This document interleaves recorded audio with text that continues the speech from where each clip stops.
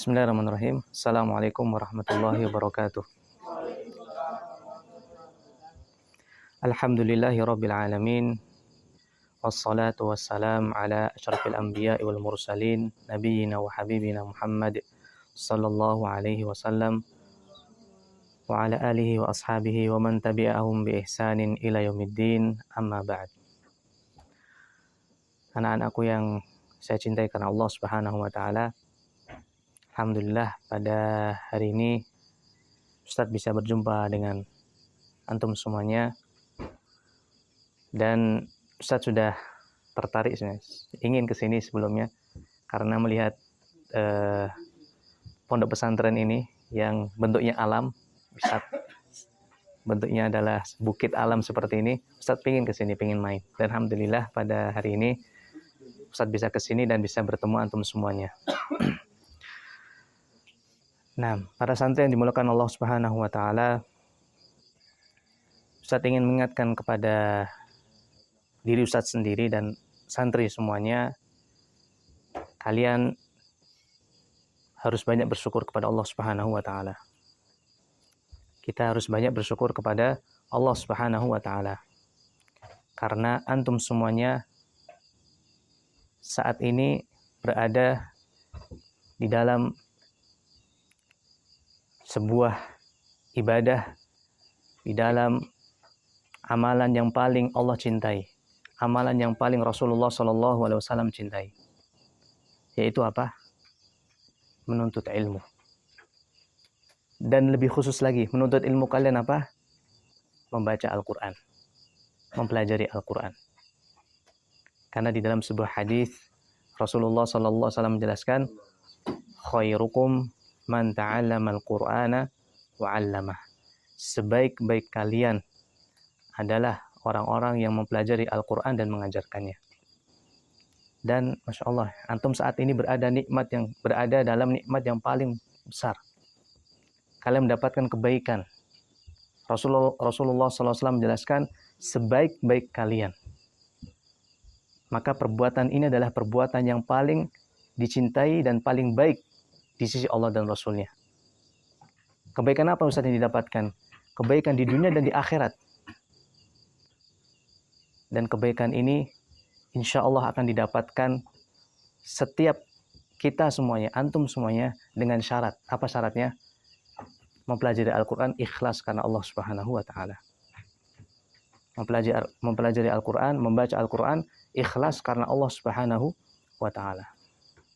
Karena kalau misalkan kita belajar Al-Quran tidak ikhlas, kita belajar Al-Quran karena tujuan lain, bukan karena Allah. Misalkan belajar Al-Quran untuk supaya nanti misalkan Ustadz ana mau baca Al-Quran, mau belajar di sini supaya nanti ana jadi imam terkenal Ustadz. Ana jadi qori terkenal, nanti ana ikut musabaqah, ikut perlombaan-perlombaan, ana nanti dapat uang Ustadz. Jangan.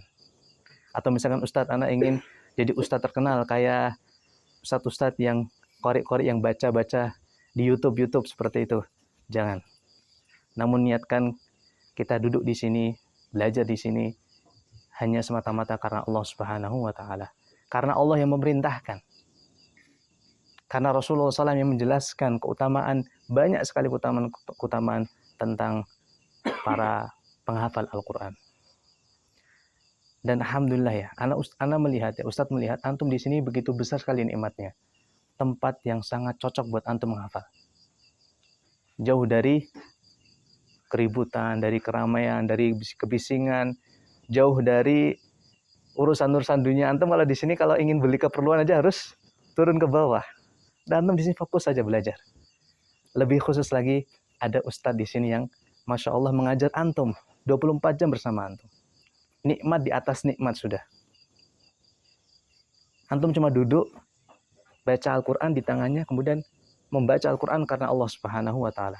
Pahalanya besar. Ya. Ini nikmat di atas nikmat. Tempatnya bagus, ada ustadz yang mengawasi antum, yang mengajari antum, dan Masya Allah beliau Ustadz hafid juga, hafal Al-Quran. Belajar dari Syekh Abdul Karim. Ini keutamaan, ya, kenikmatan yang sangat banyak yang antum harus syukuri. Antum harus syukuri. Ustadz, ana bersyukur Ustadz. Ana alhamdulillah bisa belajar di sini. Syukur itu tidak hanya dengan lisan, ikhwah. Kita mungkin gampang kalau misalkan mengatakan ana bersyukur, ana bersyukur, ana bersyukur. Syukur tidak hanya dengan ucapan saja. Alhamdulillah ana bisa belajar di sini.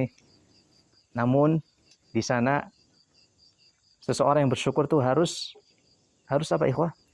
Harus membuktikan rasa syukurnya dengan perbuatan. Itu syukur yang sebenarnya. Ya. Jadi tidak hanya alhamdulillah ana belajar di sini. Kemudian sudah males-malesan, tidak belajar, ya tidak menghafal, bolos, kabur-kaburan. Ini bukan mensyukuri nikmat Allah Subhanahu wa taala. Kita mensyukuri nikmat Allah, antum berada nikmat yang besar ini, gimana cara mensyukurinya? Belajar yang sungguh-sungguh. Belajar yang rajin. Duduk bersama ustadz, dekati ustadz. Belajar, baca. Sungguh-sungguh. Kalau bisa, waktu yang kalian miliki adalah waktu saya untuk Al-Quran semuanya.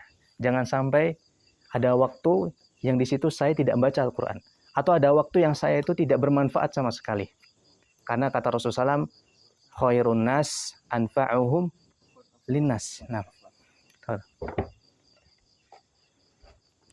sebaik-baik manusia adalah orang yang sebaik-baik manusia adalah orang yang memberikan manfaat untuk orang lain. Maka ayolah ikhwah, tadi gunakan waktu yang ada ini, syukuri nikmat yang antum miliki dengan cara apa? Dengan cara belajar dengan sungguh-sungguh. Dengan cara berusaha. Dengan cara memaksakan diri. Harus dipaksa. Kalau diri nggak dipaksa itu nggak bisa. Semua orang, tidak hanya antum. Ustadz, ya, para asatidah semuanya, para pengurus. Beribadah itu harus dipaksa. Kalau nggak dipaksa nggak akan bisa. Harus dipaksa. Apa kata Allah Subhanahu wa taala? Walladzina jahadu fina lanahdiyannahum subulana. Orang-orang yang bersungguh-sungguh di jalanku, lanahdiyannahum subulana, akan aku beri, kata Allah Subhanahu wa taala, akan kami beri hidayah di jalannya. Jadi di ayat ini Allah menjelaskan, orang kalau ingin mencapai ibadah yang benar, mencapai ibadah yang khusyuk, mendapatkan ketaatan, mendapatkan pahala yang sempurna, dia harus bersungguh-sungguh. Jahadu, harus memaksakan diri. Supaya dia mendapatkan pahala, supaya dia mendapatkan hidayah, petunjuk dari Allah Subhanahu wa taala. Makanya sebagian ulama mengatakan, hidayah dari Allah tergantung kesungguhan masing-masing orang. Kalau orang ingin mendapatkan hidayah yang banyak, hidayah yang sempurna, hidayah yang mengantarkan dia ke surga Allah, maka dia harus mengeluarkan kesungguhan, memaksakan dirinya untuk terus-menerus di jalan Allah Subhanahu wa taala. Jadi harus dipaksa. Ya. Jangan malas. Ustadz, anak kadang futur, Ustadz, anak kadang malas, Ustadz. Baik, kalau antum lagi malas, jadikan waktu futur antum itu jangan untuk maksiat, atau jangan jadikan waktu futur antum, waktu bosan antum untuk hal-hal yang tidak berguna. Kalau lagi malas baca Al-Quran, lagi malas menghafal, lagi futur, lagi capek, baca kitab yang lain, baca sirah, baca gimana orang-orang terdahulu gimana menuntut ilmu. Banyak kisah-kisah para ulama gimana dulu menuntut ilmu syar'i. Antum di sini nikmat sekali, masya Allah, belajar. Ya, tidak usah jauh-jauh. Teman-teman Ustadz sekarang ini yang ada di Yaman, ini Ustadz cerita ya.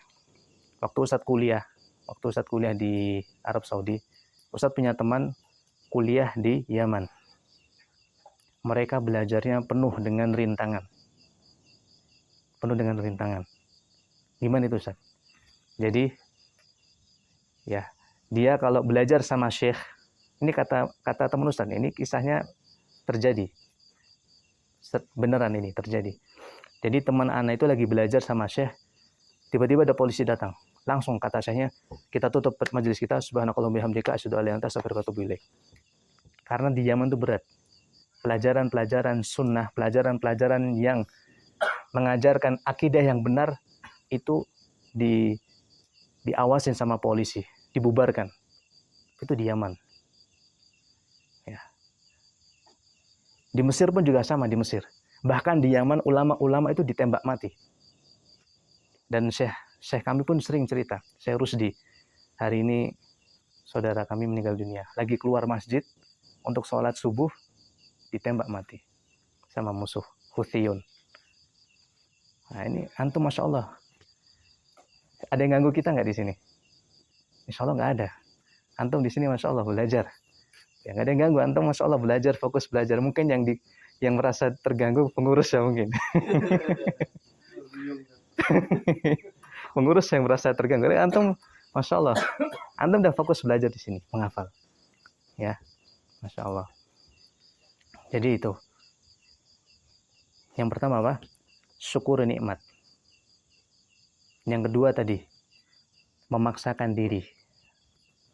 Harus memaksa diri. Harus bersungguh-sungguh. Lawan rasa malas. Lawan rasa bosan.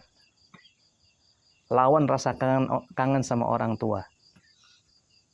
Semua dilawan. Pokoknya semua hal-hal yang mengganggu urusan belajar kita, hilangkan. Kita lawan.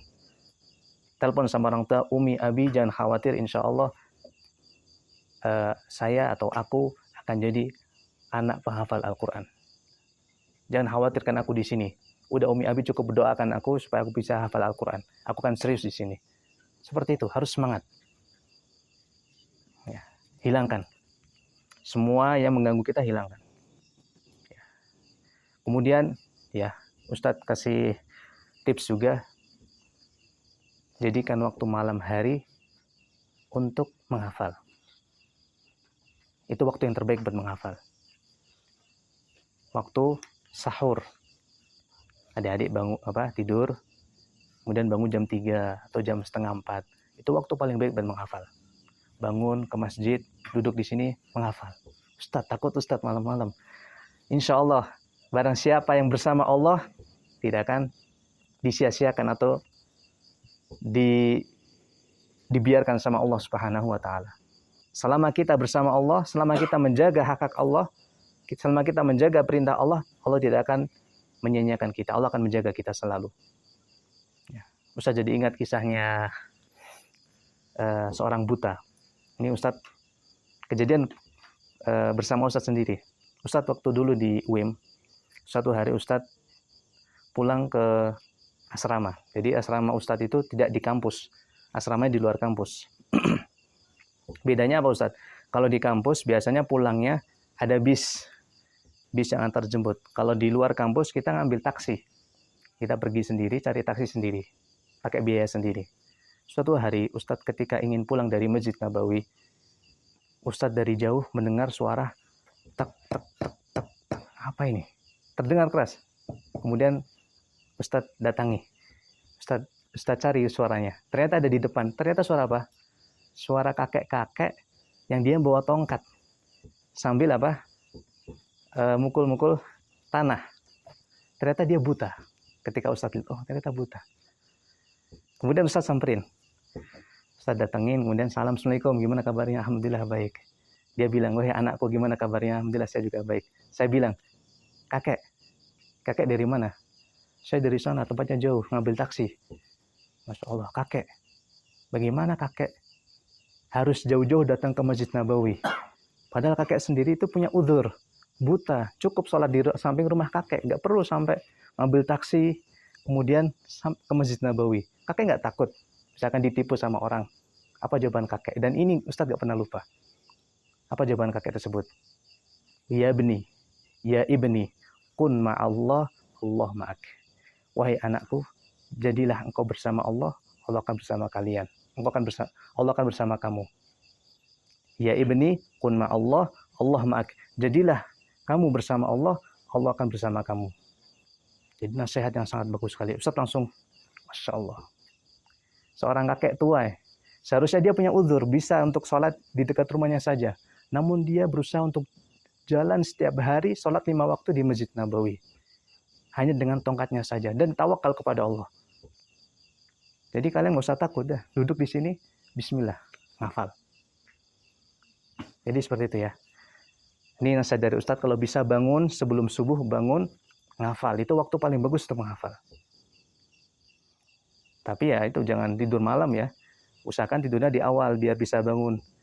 Mau bangun sebelum subuh, tidurnya jam 12 malam ya.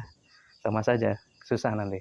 Jadi tidurnya di awal, tidur jam 9, pas setengah 10 nanti insya Allah bangun sebelum subuh. Di sini halakoh malam ada tidak? Oh ada, sampai jam berapa?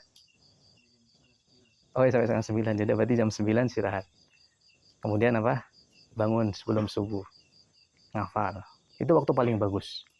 Dan satu lagi, sebelum kalian tidur, baca dulu 1 halaman. Jadi besok subuh kan mau ngafal sebelum subuh. Sebelum tidur aja, baca sekali. Bismillahirrahmanirrahim, baca aja sekali. Atau enggak 3 kali ya, baca. Insya Allah bangun sebelum subuh ngafal itu lebih mudah. Baca, nggak usah susah-susah ngafal. Baca aja sekali atau 2 kali saja. Insya Allah bangun sebelum subuh ngafal itu lebih mudah. Nah, ini tips dari Ustadz ya.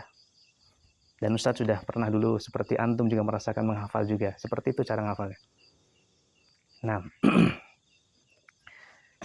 tadi apa? Yang pertama apa? Bersyukur. Banyak bersyukur. Yang kedua apa? Bersungguh-sungguh. Paksa diri. Kemudian yang terakhir jangan lupa doa. Terus berdoa kepada Allah Subhanahu wa taala. Ya. Dan ini adalah senjata kita seorang mukmin adalah doa. Antum punya masalah apapun, sekecil apapun, minta sama Allah. Bahkan dulu para orang salaf mengatakan, sandal jepit putus saja, minta sama Allah. Sandal jepit kalau misalnya putus talinya, minta sama Allah. Itu saking hati mereka itu begitu sangat terkait dengan Allah Subhanahu wa taala. Ada masalah sedikit, ya Allah. Kalau kita kadang apa? Ada masalah, telepon orang tua. Ada masalah, pergi ke sini. Ada masalah, jangan seperti itu. Biasakan hati itu minta sama Allah. Kalau ada masalah, ya Allah berikan aku jalan keluar. Ya Allah. Susah ngafal, ya Allah berikan aku kemudahan. Terus minta sama Allah. Mau kalian punya hafalan baik ataupun buruk, terus minta sama Allah. Jangan merasa, Ustadz Ana sudah, Masya Allah Ustadz Ana setiap hari bisa ngafal cepat Ustadz. Apa Anda juga harus doa terus? Tetap minta sama Allah. Supaya apa? Supaya Allah menguatkan hafalan kita. Supaya Allah menjadikan hafalan kita itu hafalan yang bermanfaat, yang bisa kita amalkan. Karena kalian hafal itu belum selesai. Ustadz Ana ada 30 juz, sudah selesai di sini? Belum. 30 juz, setelah itu apa? Amalkan. Tidak selesai di situ. Harus tetap murojaah dan juga harus mengamalkan. Baca tafsirnya, pahami maknanya, kemudian diamalkan. Masih banyak perjalanan, masih sangat jauh. Jadi antum jangan merasa, Ustadz Ana sudah 1 tahun di sini nggak hafal-hafal. Ya akhi, menuntut ilmu itu bukan 1 tahun, 2 tahun. Bertahun-tahun menuntut ilmu. Dan antum ini Masya Allah ya, bersyukur ya. Kita 1 hari bisa 1 halaman. Dulu orang para sahabat, ngafal cuma 10 ayat. Selesai, sudah dibaca artinya, diamalkan, baru masuk 10 ayat berikutnya. Ibnu Umar, siapa Ibnu Umar? Anaknya Umar bin Khattab, Abdullah bin Umar bin Khattab radhiyallahu anhuma. Ngafal surat Al-Baqarah berapa lama? 8 tahun. Surat Al-Baqarah 8 tahun. Kalian udah berapa tahun di sini? Ini pondoknya baru berapa tahun? Ini masih baru semua ya. Jangan terburu-buru. Ustadz Ana masih setengah juz, ya udah sabar. Gak apa-apa. Menuntut ilmu itu butuh waktu. Jangan merasa Ustadz Ana 1 tahun harus jadi seorang imam Masjidil Haram. Masya Allah. Mimpi antum. 1 tahun jadi imam Masjidil Haram. Ya. Terus belajar. Jangan sampai apa? Menyerah atau berhenti di jalan. Yang penting istiqomah itu. Kuncinya itu istiqomah. Supaya kita itu tidak mudah putus di jalan. Atau kita akhirnya putus asa, kemudian keluar dari menuntut ilmu, harus istiqomah. Gimana caranya istiqomah Ustadz? Jangan terlalu maksakan diri. Dikit-dikit, terus-menerus lebih baik daripada banyak-banyak tapi tidak terus-menerus. Ini kuncinya. Sedikit-sedikit terus-menerus lebih baik daripada banyak tapi putus-putus. Ustadz, ana bisanya cuma 2 baris. Udah bismillah 2 baris setiap hari. Nanti kalau sudah mudah, tambah lagi baris ketiga. Tambah lagi baris keempat. Daripada ngafal 1 halaman, 1 pekan, bulan depan baru 1 halaman berikutnya. Itu nggak akan istiqomah. Jadi harus pelan-pelan. Ya. Tadi kembali ke maudhu kita, berdoa. Antum berdoa kepada Allah. Ya. Dan itu lebih mustajab ya. Insya Allah lebih mustajab daripada kita minta orang lain, akhi doain ana dong. Antum yang berdoa. Karena antum tuh tahu kebutuhan antum. Allah tahu siapa yang lebih butuh. Kadang kalau orang lain kita minta doakan anak akhi. Amin, mudah-mudahan antum jadi orang ini. Itu aja minta doanya. Tapi kalau antum mau minta, kita benar-benar sungguh-sungguh minta. Kita minta sama Allah, doa. Dan juga minta kedua orang tua. Yang masih punya kedua orang tua, ini adalah kebaikan yang sangat besar sekali. Kebaikan-kebaikan yang sangat besar sekali. Antum kalau masih punya 2 orang tua, minta doa kedua orang tua. Bisa jadi apa yang kita capai, kita raih itu karena doa orang tua, bukan karena usaha kita. Orang tua yang setiap malam bangun di malam hari, meminta kepada Allah supaya anaknya menjadi anak soleh. Jadi minta sama Allah. Minta kepada orang tua untuk doakan kepada kita. Setiap pekan telepon orang tua, Umi, Abi tolong doakan setiap hari supaya saya bisa jadi hafid Al-Quran. Telepon gitu, Umi tolong doakan. Minta aja, tidak apa-apa, minta. Nah, tadi apa? Poin keberapa tadi? Ke 3 atau 4? 4. 3. Hah? 3 ya. Jadi yang pertama tadi banyak bersyukur. Yang kedua bersungguh-sungguh. Yang ketiga apa? Doa. Kemudian yang terakhir, yang keempat, tidak kalah pentingnya, adalah jaga teman-teman kita. Jaga kebersamaan, jaga kesungguhan di antara teman-teman kita. Atau dengan istilah lain, jaga keimanan masih kita bersama-sama. Jadi semangat itu nggak hanya sendiri. Karena semangat, ente jangan semangat udah. Pokoknya ente di asrama saja, di rumah saja, nggak usah ngafal. Jangan seperti itu. Ajak bareng-bareng. Supaya kalian bersama-sama. Lihat temannya semangat, bukannya kita, sudah dah ada nyerah. Kejar dia. Ayo, ana mau semangat sama antum, ana mau lomba-lomba sama antum. Jadi akhirnya kita sama-sama menghafal bersama-sama, semangat. Jaga kebersamaan, jaga kesemangatan di antara kita. Ada teman yang tidak semangat, diingatkan, akhi, antum harus hafal sekarang. Ayo, antum bisa. Jangan mengatakan, Ustadz ana itu nggak bisa ngafal, Ustadz ana, astagfirullah. Baca 1 halaman 10 kali nggak masuk-masuk. Astagfirullah. Ada yang merasa seperti itu? Ustadz ana sampai 50 kali nggak masuk-masuk. Ya Allah, Ustadz ana apa ini, kenapa Ustadz? Ana paling beda mungkin makhluknya.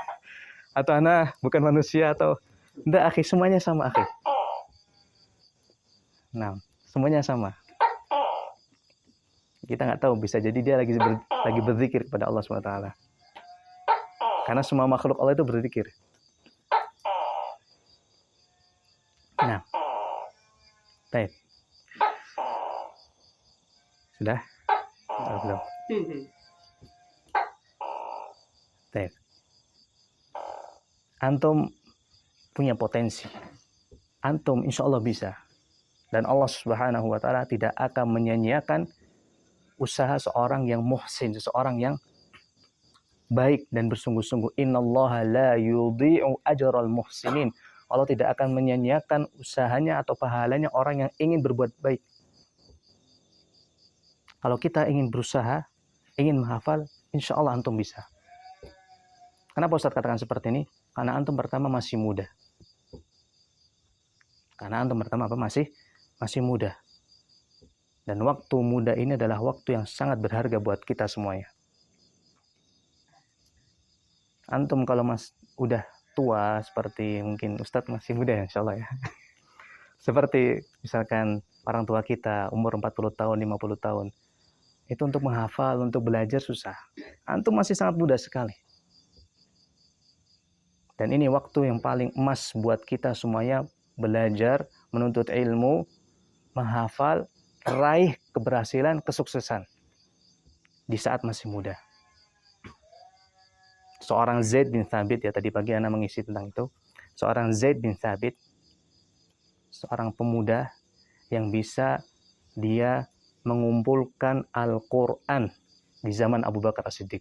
Siapa itu? Zaid, masih muda. Dan Ana katakan, antum juga sama seperti Zaid, masih muda. Antum tahu, Zaid bin Thabit itu ngapain tugasnya? Tugasnya beliau cari Al-Quran di saat Rasulullah SAW meninggal dunia. Abu Bakar As-Siddiq ingin mengumpulkan Al-Quran. Supaya apa? Supaya tidak hilang. Karena di zaman Abu Bakar As-Siddiq banyak penghafal Al-Quran meninggal dunia. Jadi Abu Bakar As-Siddiq radhiyallahu anhu ingin mengumpulkan lembaran-lembaran Al-Quran supaya dijaga, supaya tidak hilang. Karena kalau penghafal Al-Quran semuanya meninggal dunia, sudah bagaimana nanti hasilnya? Dan ini salah satu bentuk penjagaan Allah terhadap Al-Quran. Zaid bin Thabit mencari penghafal Al-Quran, penulis-penulis wahyu, dikumpulkan, kemudian dilihat tulisannya, dikumpulkan jadi satu. Kata Zaid apa? Demi Allah, kalau misalkan aku diperintahkan untuk memindahkan 2 gunung, itu lebih mudah daripada mencari Al-Quran. Karena susah. Coba kalau bayangkan, jumlah para sahabat itu berapa? Ada yang tahu? Jumlah para sahabat itu berapa? Nah, berapa jumlah para sahabat? Sebagian ulama mengatakan 240.000. Itu sahabat. Ketika beliau SAW meninggal dunia, sekitar 240.000 itu para sahabat. Berapa? 240.000 jumlah sahabat. 240.000 sahabat. Ketika beliau SAW meninggal dunia, Al-Quran itu masih dihafal di hati-hati sebagian para sahabat. Sebagian lain ditulis di mana? Di tulang belulang, tulis oleh sahabat, ada yang nulis di batu, disimpan di rumahnya. Tulis di daun-daun, disimpan di rumahnya. 240.000 sahabat. Zaid bin Thabit mengumpulkan Al-Quran dari 240.000 sahabat. Ana aja ngumpulin antum, kalau antum berpencar aja susah. Apalagi 240.000 sahabat Al-Quran. Tapi bisa nggak Zaid melakukannya? Ini masalah buktinya Al-Quran ini. Mudah, antum tinggal. Dulu para sahabat nyari Al-Quran nggak ada. Nggak ada Al-Quran seperti ini ditulis. Kalau nyari Al-Quran, tanya ke sahabat yang lain. Antum dengar apa dari Rasulullah SAW hari ini? Ana dengar ini. Oh, Masya Allah. Antum dengar apa? Antum tulis apa? Ana tulis ini. Silakan antum mau nulis. Dulu seperti itu. Kalau sekarang, buka mushaf, hafal. Kita hafal. Dulu nggak seperti itu. Tapi di zaman Abu Bakar As-Siddiq dikumpulkan jadi satu. Semua tulisan-tulisan. Tapi alhamdulillah Zaid bin Thabit bisa. Dan antum bisa insya Allah. Zaid pemuda, antum juga pemuda. Antum bisa menghafal insya Allah.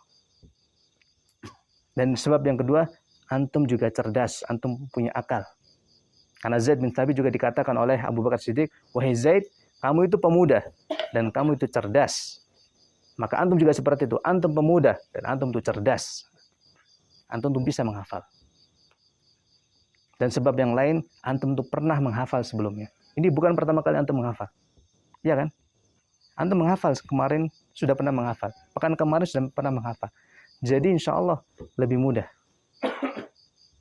Dan juga Zaid seperti itu. Apa kata Abu Bakar? Wahai Zaid, wa kunta taktubul wahya. Wahai Zaid, kamu dulu menulis wahyu di zaman Rasulullah SAW. Kumpulkan Al-Quran. Maka anak katakan kepada antum, antum kemarin menghafal Al-Quran. Sekarang antum insya Allah bisa hafal Al-Quran. Nah, jadi 3 sebab itu yang dipegang oleh Abu Bakar As-Siddiq. masih muda, cerdas. Yang ketiga, dia pernah menulis wahyu. Antum juga seperti itu, pemuda, cerdas, dan antum kemarin sudah menghafal Al-Quran. Makanya nggak ada yang mustahil, nggak ada yang bisa, nggak ada yang mengatakan susah. Hari ini belum hafal, nggak masalah, besok akan hafal. Besok nggak akan hafal, jangan masalah, besok akan hafal. Besoknya lagi. Jangan kecil hati, jangan menyerah. Dan ini nasihat, ana sampaikan kepada antum, nasihat dari Syekhuna, Syekh Abdul Karim Hafidhahullah. Ana sama seperti antum. Bahkan mungkin ana hafalannya lebih parah daripada antum. Ana susah ngafal dulu. Syekh Abdul Karim tahu sendiri. Beliau, kalau ditanya, gimana dulu hafalannya Ustadz Yasir? Dibandingkan dengan murid-murid yang lain, ada Ustadz Abdurrahman Fadholi, Ustadz Mufti Ali. Ana termasuk lemah.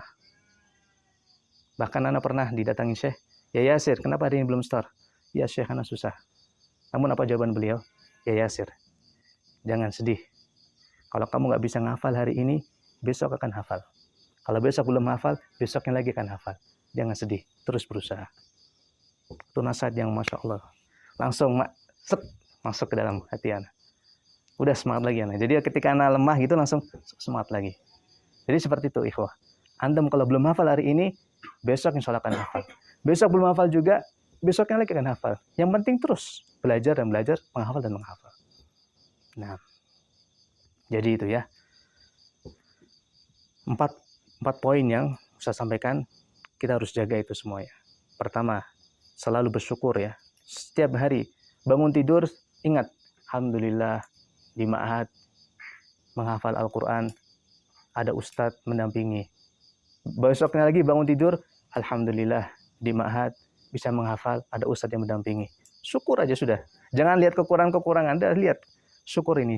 Masya Allah, antum bisa duduk menghafal, tenang, ada ustadznya.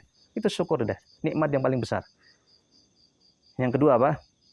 Terus sungguh-sungguh, semangat, paksa diri. Yang ketiga apa tadi? Minta doa. Selalu berdoa kepada Allah. Minta kepada orang tua. Yang terakhir adalah jaga semangat. Jaga keimanan di antara kita. Jangan egois. Ya. Jangan maunya pinter sendiri. Jangan maunya alim sendiri. Jangan maunya soleh sendiri. Semuanya insya Allah. Saling bekerja sama di dalam kebaikan.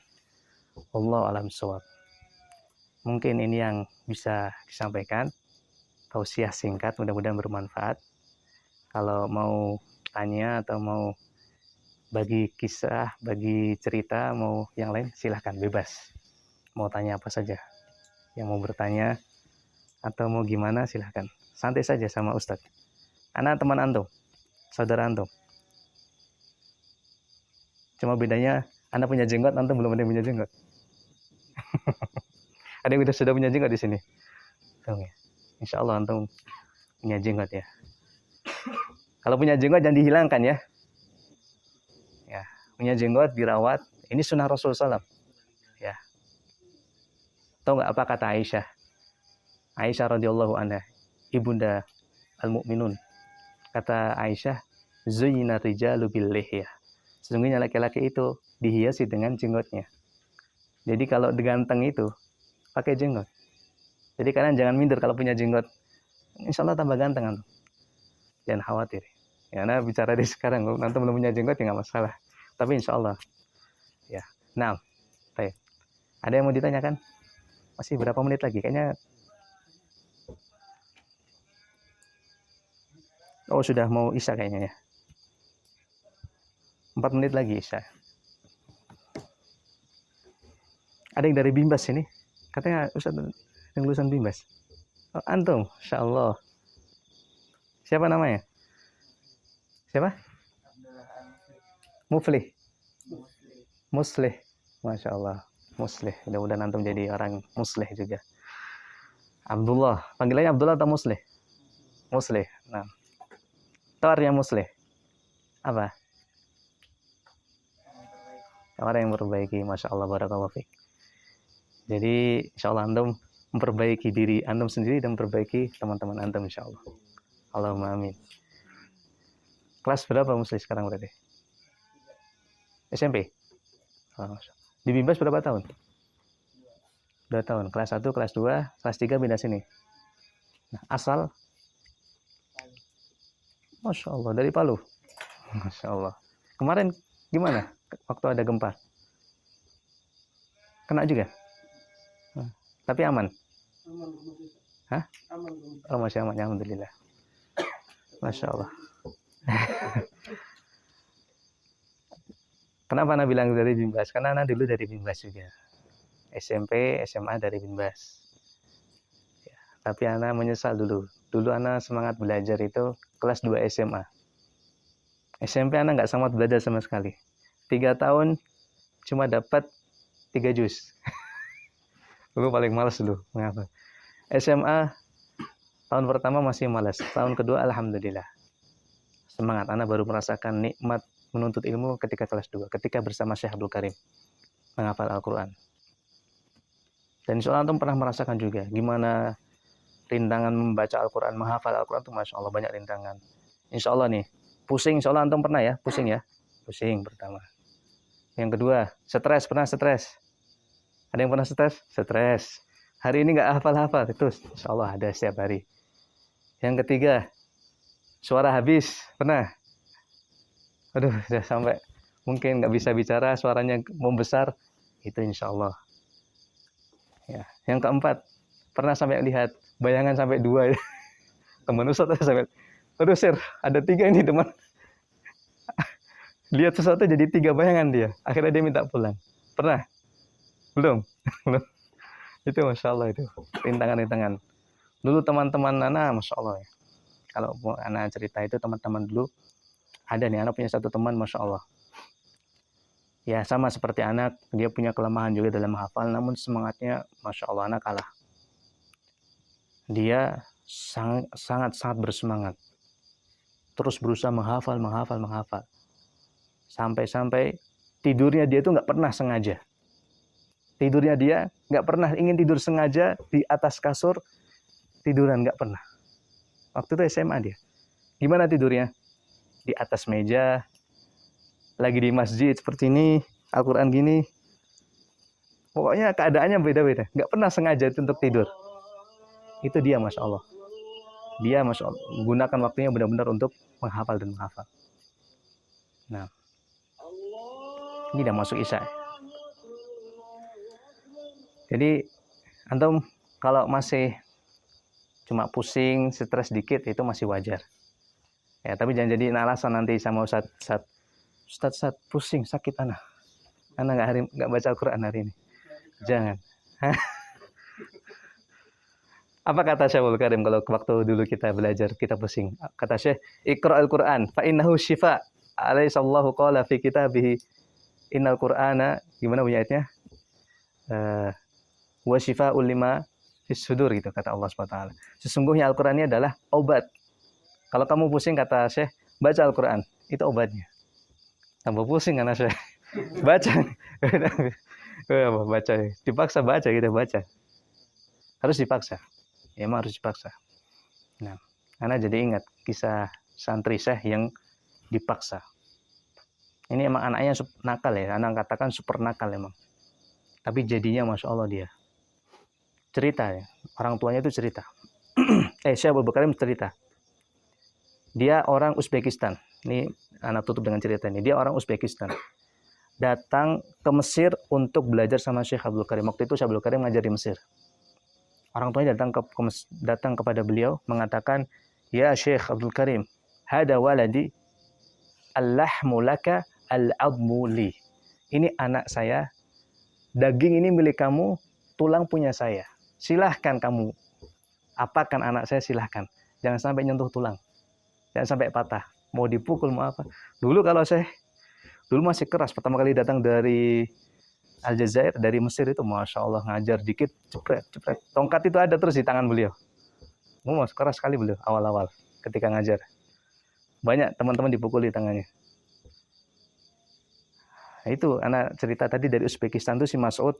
Syekh Abdul Karim cerita, ini anak ini dulu ketika ngafal, anak setengah mati kata beliau. Didik dia, suruh ngafal Quran. Anak pernah suatu hari, saking anak jengkelnya sama dia, nggak mau baca Al-Quran, anak ikat dia, kata Syekh, si Mas'ud itu namanya. Ikat di tembok, posisi seperti ini. Al-Quran di tangan, diikat di temboknya. Jadi dia harus seperti ini, suruh baca. Sama saya diikat. Dan alhamdulillah, antum kalau lihat hafalan dia, Masya Allah. Tanya, lanjutkan ayat ini, dia tahu. Ini ada di halaman kanan, surat ini, baris ke ini. Masya Allah anaknya, hafalannya mungkin sekali. Kok bisa Ustaz? Antum tahu bagaimana? Karena dia datang dari Uzbekistan, datang ke Indonesia untuk store kepada saya. Datang, waktu itu saya Abdul sudah di Indonesia. Jadi waktu di Mesir itu belum sempat store sanad. Jadi cuma hafal Al-Quran saja, hafalannya bagus, namun belum store sanad. Dia datang ke Indonesia, jadi kita lihat gimana sih Mas'ud itu hafalannya. Dicontohkan sama saya. Ini dulu santri ngeyel ya, banyak ceritanya. Masya Allah. Tapi kalau anak cek itu, Mas'ud, ayat ini, nomor berapa ayat? Kalau nomor belum dia. Mas'ud, di mana letak ayat ini? Ada di kanan surat ini, lembar segini. Masya Allah. Ya, kalau teman kita ada ya, temannya Ustadz saat itu, namanya Akmal. Oh, itu lebih mungkin lagi itu si Akmal. Itu tahu nomor ayatnya dia. Kalau itu dia ngafal dengan caranya dia sendiri, bukan dengan caranya saya. Nggak tahu gimana caranya. Wallahu a'lam bishawab. Ya, kita akhiri dengan doa kafatul majelis. Subhanakallahumma bihamdika asyhadu an la ilaha illa anta astaghfiruka wa atubu ilaik. Assalamualaikum warahmatullahi wabarakatuh.